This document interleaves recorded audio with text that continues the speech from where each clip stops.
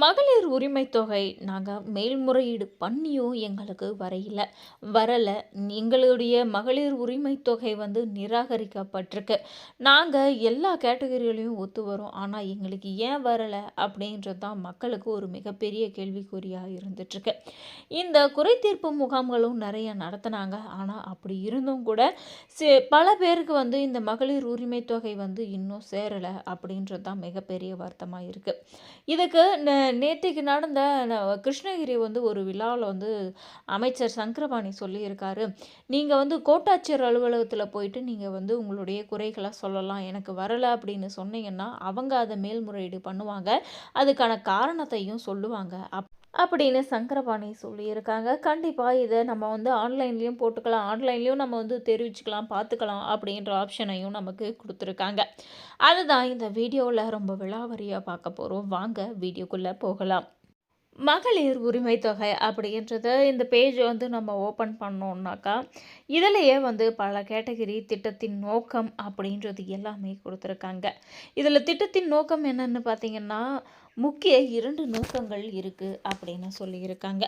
அதாவது பெண்களுக்கு வந்து ரொம்ப நாளாக அவங்க வந்து வீட்லேயே தான் இருக்காங்க. அவங்களுக்கு வந்து ஒரு அங்கீகாரம் கிடைக்கணும் அப்படின்றதுக்காகவும், அதே நேரத்தில் வருஷத்துக்கு 12,000 வந்து வர்றதுனால இதனால் அவங்களுடைய வாழ்க்கை தரத்தையும் அவங்களுடைய தகுதியையும் மேலே உயர்த்திக்க ஒரு வாய்ப்பாக அமையும் அப்படின்றது தான் இந்த மாதம் 1000 ரூபாய் உரிமை தொகை அப்படின்றத வழங்கியிருக்காங்க.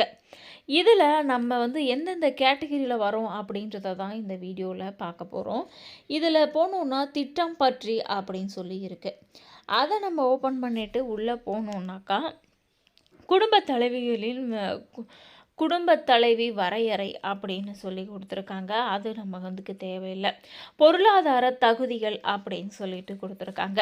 அதில் பார்த்திங்கன்னா ஆண்டுக்கு ரூபாய் 2.5 லட்சத்திற்கு கீழ் வருமானம் ஈட்டும் குடும்பங்கள் அப்படின்னு சொல்லியிருக்காங்க. அதாவது ஒரு வருஷத்துக்கு 2.5 லட்சம் சம்பாதிக்கணும். அதாவது 2.5 லட்சம் அதுக்கு கீழே வந்து வருமானம் இருக்கக்கூடிய குடும்பத்துக்கு தான் இந்த 1000 ரூபாய் உரிமை தொகை வர்றதுக்கு தகுதியானவர்கள் அப்படின்னு சொல்லியிருக்காங்க. 5 ஏக்கர் குறைவாக நன்சை அல்லது புஞ்சை நிலம் இருக்க வேண்டும் அப்படின்றதும் ஒரு கேட்டகிரியாக வச்சுருக்காங்க.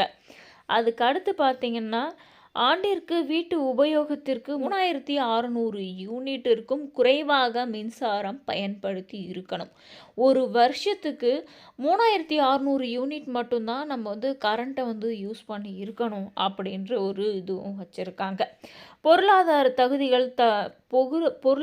தகுதிகளுக்கான தனியாக வருமானச் சான்று அல்லது நில ஆவணங்களை பெற்று விண்ணப்பத்துடன் இணைக்க தேவையில்லை அப்படின்னு சொல்லியிருக்காங்க.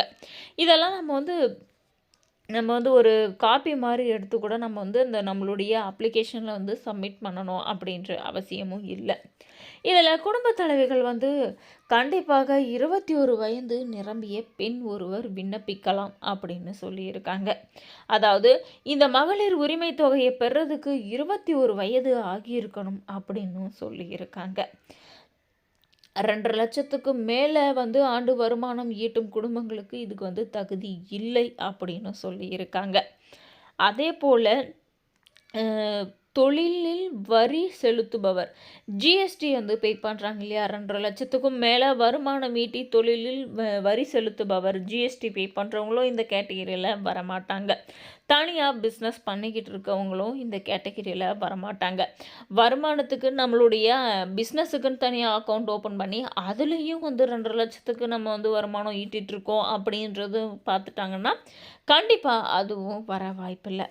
இந்த மாதிரி பல கேட்டகிரியில் வந்து நமக்கு வந்து இந்த தகுதி உடையவர்களுக்கு வராது அப்படின்னு சொல்லி கொடுத்துருக்காங்க.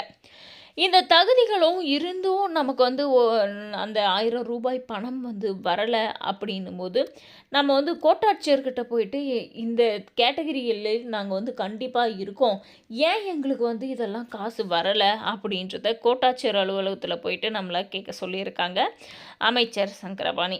அவர் சொன்னபடி நம்ம கேட்டோம்னா கண்டிப்பாக நம்மளுடைய குறைகளை தீர்க்கிறதுக்காக தான் இப்போ அவங்க இருக்காங்க.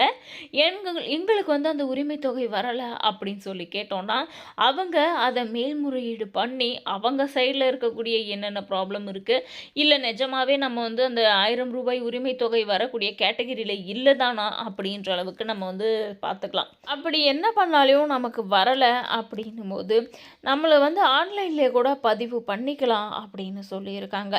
நம்மளுடைய விண்ணப்பத்தை வந்து ஆன்லைன்லேயே போட்டுக்கலாம் அப்படின்னும் போது நம்மளுடைய பெயர், குடும்ப தலைவியின் பெயர் அப்படின்னு சொல்லிட்டு கைபேசி எண், குடும்ப அட்டை எண், அதாவது ரேஷன் கார்டுடைய எண்ணும் போடணும்.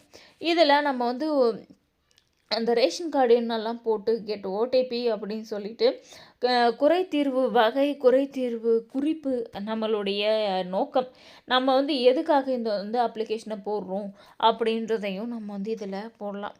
சப்மிட் கொடுத்ததுக்கு அப்புறமா அதில் வந்து ஒரு நம்பர் வரும். நம்ம இப்போ இதுலேயே டோல் ஃப்ரீ நம்பரும் இருக்குது. அந்த நம்பருக்கு கேட்டு கூட நம்மளுடைய கம்ப்ளைண்ட் வந்து இப்போ எந்த ஸ்டேஜில் இருக்குது, நம்மளுக்கு வந்து என்ன விண்ணப்பம் வந்து எந்த மாதிரியான நிலையில் இருக்குது அப்படின்றத இந்த நம்பருக்கு கால் பண்ணியோ நம்மளுடைய கம்ப்ளைண்ட்டை பற்றி சொல்லலாம். ஏன் இன்னும் எங்களுக்கு வந்து பணம் வரலை அப்படின்னு கேட்கலாம். அந்த நம்மளுடைய கம்ப்ளைண்ட் வந்து எந்த ஸ்டேட்டஸில் இருக்குது, வருமா இல்லையா அப்படின்றத இந்த நம்பருக்கு நம்ம கால் பண்ணி பேசுனதுக்கு அப்புறமா அவங்க நமக்கு ஒரு கிளியரிட்டியை கொடுப்பாங்க. இதுதாங்க ப்ராப்ளம் அப்படின்றதையும் சொல்லுவாங்க. இல்லைன்னா நாங்கள் வந்து பரிசீலனை பண்ணிக்கிட்டு இருக்கோம், இன்னும் கொஞ்சம் நாள் ஆகும், வெயிட் பண்ணுங்க அப்படின்னு சொல்ல வாய்ப்பு இருக்குது. இந்த வீடியோ உங்களுக்கு பிடிச்சிருந்தால் லைக் பண்ணுங்கள், மறக்காமல் சேனலை சப்ஸ்கிரைப் பண்ணிக்க. இன்னும் பல யூஸ்ஃபுல்லான கண்டென்ட்ஸ் எல்லாம் நம்ம வீடியோவில் வந்து தொடர்ந்து அப்லோட் ஆகிட்டே இருக்கும். மறக்காமல் சேனலை சப்ஸ்கிரைப் பண்ணிக்கோங்க.